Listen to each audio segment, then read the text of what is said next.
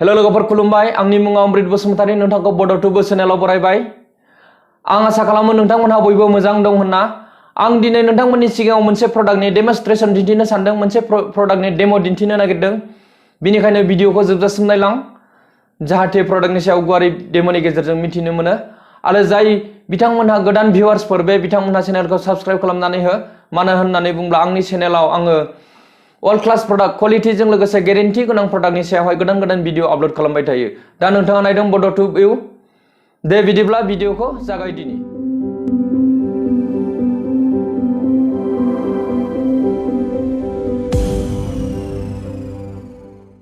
जे आं प्रडाक्टनि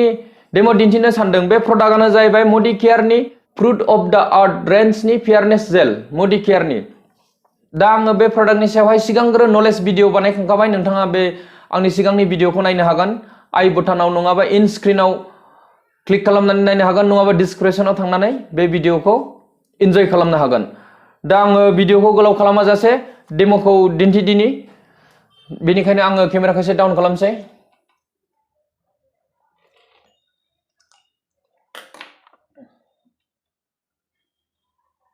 दा आङो ग्लास गंसे लादों बेटाडिन बेनिफ्राय पेन बेनिफ्राय दै लादों नोंथांमोन दैखौ होनसै आङो ग्लासाव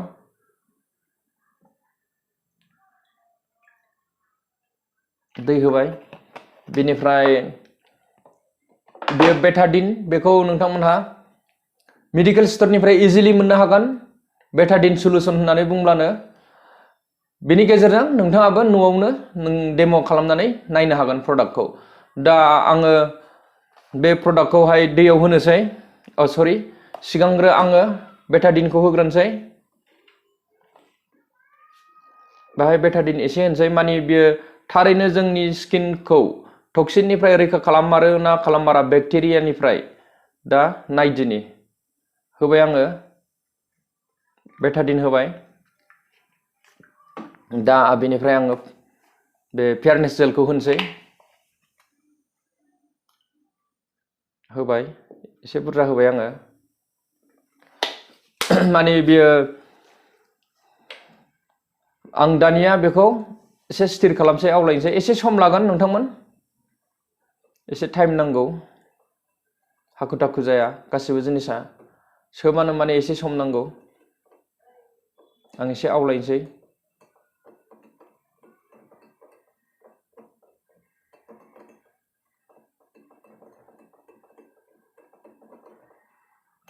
दा जोङो बिनि सायाव एसे सावरायदिनि बेवहाय जोङो मोननाय जायो लिक्विराइज एल'भेरा आरो SPF 14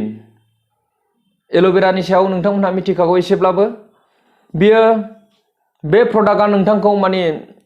SPF 14 दं हिसाबै बेनिफ्राय सान्दुंनिफ्रायबो रैखा खालामो जाय बिथांमोनना सालमाय दङ बा मोखाङाव सान्दुं खामनाय बिनिफ्रायबो प्रटेक्ट खालामो बियो सान्दुङाव ओंखारनायनि सिगां 5 मिनिट सिगां 5 मिनिट सिगां बेखौ मोखाङाव एप्लाइ खालामनानै नोंथाङा सान्दुङाव ओंखारनो हागोन अब्ला नोंथांखौ बियो सान्दुंनिफ्राय रैखा खालामगोन सान्दुं खामनायनिफ्राय प्रटेक्ट खालामगोन जोंनि मोखांखौ आरो सालमायनिफ्रायबो जोंखौ रैखा खालामो दा बिनि MRP नि सायाव सावरायदिनि बियो 150 ml आव फैयो गोबां बिबांनि 150 ml आ बेवहाय बिनि MRP रेटआ जाहैबाय 316 रुपिस 316 रां जुदि नोंथाङा मडिकेयाराव प्रि रेजिस्ट्रेसन खालामनानै बे प्रडाक्टखौ पारचेस खालामोब्ला बिनि गाहायाव मोनगोन 316 नि गाहायाव आरो मडिकेयारनि मोनफ्रोमबो प्रडाक्टआव आङो सिगांनिफ्रायनो बुंबोगासिनो दं माने मोनफ्रोमबो प्रडाक्टआ माने गेरेन्टि दङ मार्केटनि प्रडाक्टआव नोंथांमोनहा गेरेन्टि मोननाय नङा माने बेवहाय गेरेन्टि दङ प्रडाक्टआ जुदि मोजां नङाब्ला जुदि प्रडाक्टखौ नोंथाङा मोजां मोनाखिसैब्ला रिटार्न खालामनानै बिनि बेसेनखौ मोनबोफिनगोन जे डिपिनिफ्राय लाबोदों बेवहाय रिटार्न खालामनानै बेनि बेसेनखौ लाबोफिननो हागोन बिलजों लोगोसे 30 डेजनि गेजेराव 30 साननि गेजेराव दा नै बियो एसे कालारा सोलायनो हमबाय दहाय एसे आलदामोन दा एसे आलदा जालांबाय एसे टाइम नांगोन भिडिअआ एसे गोलाव जानो हागौ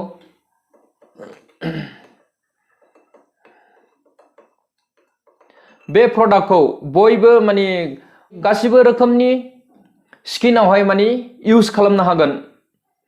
माब्रै होननानै बुङोब्ला जायफोरनिया अइली स्किन बेखौ बियो अइली जानो होआ आरो जायफोरनिया ड्राई स्किन बेखौ बियो ड्राई स्किन जानो होआ बेखौ बियो माने स्किनखौ मिडियामाव नर्मेलाव लाखिगोन अइली ड्राइबो नङा आरो ड्राइबो नङा बेबायदि खालामनानै लाखियो बे नोंथांनि स्किनखौ मोखांनि जोंनि मोखांखौ सोरनिबा माने अइली ड्राइ जायो आरो नङाबा ड्राइ जायो गोबांनो बेखौ बियो माने नर्मेलाव लाखिगोन ड्राइबो नङा अइली ड्राइबो नङा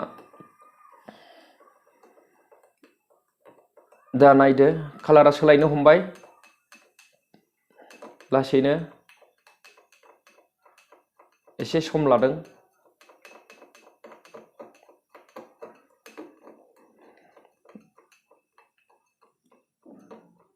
जोंनि मोखांखौ बियो बेक्टेरियानिफ्राय प्रटेक्ट खालाममारो ना खालाममारा दा नोंथांमोनहा डेमोनि गेजेरजों नुलांसिगोन माने गोजों जानो हमबाय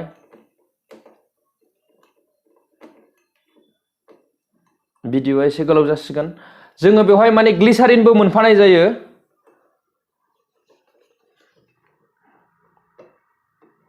बे प्रडाक्टखौ जुदि इउज खालामोब्ला सिगांनि गुबुन सासेया माने नों बे प्रडाक्टखौ इउज खालामदों होननानै सिनायनो मोननाय नङा ओरैबायदि मोजां एबजर्ब जायो बियो जोंनि स्किनावहाय मार्केटनि फेयारनेस क्रिमखौ जुदि नोंथाङा इउज खालामोब्ला एप्लाइ खालामोबा नुनो मोनगोन जे मोखाङा फुरगाव जालाङो आरो पाउडार फुननाय बादि नुनो मोनो माने जोंनि स्किनजों एबजर्ब जानो हाया मार्केटनि माने गोबां ब्रेन्डेड कम्पानि दङ फेयारनेस क्रिम मोनसेबो माने फेयारनेस क्रिमा माने स्किनजों मोजाङै एबजर्ब जाया माने स्किनाव होयोब्ला बियो गुफुर माने फुरगाव जोंनि मोखांखौ सिनायो माने फेयारनेस क्रिम फुनदों बा माबा मोनसे एप्लाइ खालामदों मोखाङाव होननानै दा बेखौ बे फेयारनेस जेलखौ जोंनि मडिकेयारनि फेयारनेस जेलखौ जुदि नोंथाङा एप्लाइ खालामोब्ला फुनोब्ला माने जेबो माने नोंथांनि मोखाङाव सिनायथि मोननाय नङा माने 5 मिनिटनि उनावनो माने नोंथांनि स्किनाव एबजर्ब जाजोबगोन जेबो फुनाखै बादि नुगोन किन्तु नोंथांखौ बियो गोबां माने प्रटेक्ट खालामो टक्सिन्सनिफ्राय बा बेक्टेरिया जोंनि मोखाङाव फैयो बा सान्दुं खामनाय बेनिफ्राय बियो नोंथांखौ प्रटेक्ट खालामो लोगोफोर दा नायदो क्लिननिफ्राय क्लिन जालांबाय लासैनो कालारा सोलायलांबाय दहायथ' गोसोम गोजामोन गोजायैनो गोसोम हांहां बायदि नुयोमोन दा बिनि कालारा माने सोलायलांबाय बियो क्लिन खालामगासिनो दङ जोंनि फेयारनेस जेला टक्सिन्सखौ माने आङो बेटाडिनखौ मानो होदों होननानै बुंब्ला जोङो दैयाव होयोब्ला माने दै गोजायै जोङो जेबो सिनायथि मोना बेनिखायनो बेटाडिनखौ होनाय जायो बेटाडिना माने जोबोद गाज्रि मोनामो आरो कालाराबो बिना गाज्रि बेनिखायनो बेटाडिनखौ होनाय जायो दा नोंथांमोनहाबो बेटाडिनखौ मेडिकेल स्टरनिफ्राय लानानै गावनो गाव न'आवहाय माने बेबायदि डेम' दिन्थिनो हागोन आरो नोंथांमोननि डाउनलाइननोबो फोरोंनो हागोन बेबायदि डेम'खौ मडिकेयाराव जुदि नोंथाङा कनसालटेन्टबा नोंथाङा बे डेम'खौ सोलोंनाया जोबोर गोनां माने डेम' दिन्थिनो हायोब्लासो मडिकेयार बिजनेसखौ नोंथाङा इमप्रुभ खालामनो हागोन आरो जोंनि मेइन मडिकेयारनि बिजनेसनि माने गाहाय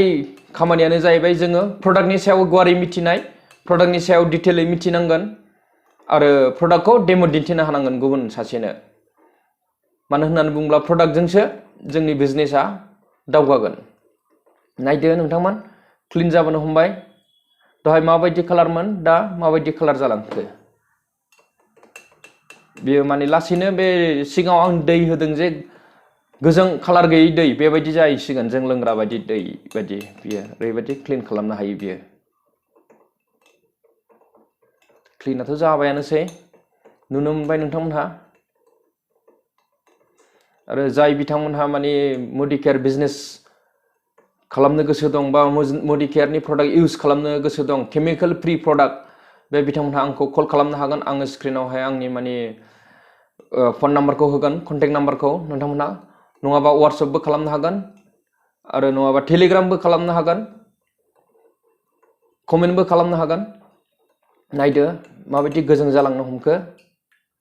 दा नोंथांमोनहा नुनो मोनबाय नाय दहाय माबायदिमोन सिगाङावहाय आं होनाय समावहाय आरो बे दसे उनाव माने फुरा गोजों जागोन दा नोंथांमोनहा भिडिअखौ मोजां मोनदोंब्ला लाइक खालाम, शेयार कमेन्ट खालामनो दाबाव, मानो होनना बुङोब्ला भिडिअआ माबायदि जादों कमेन्ट खालामोबासो आङो मिथिनो मोनो। आरो घन्टिनि सावगारियाव थुनानै हो, जाहाथे सिगांग्रो नटिफिकेसन मोननानै आंनि गोदान भिडिअ आपल'ड खालामनायखौ नोंथाङा नायग्रोनो हायो। नायदो दा बिनि कालारा एसे दंबावो, अब्लाबो माने गोजोंआनो जाबाय।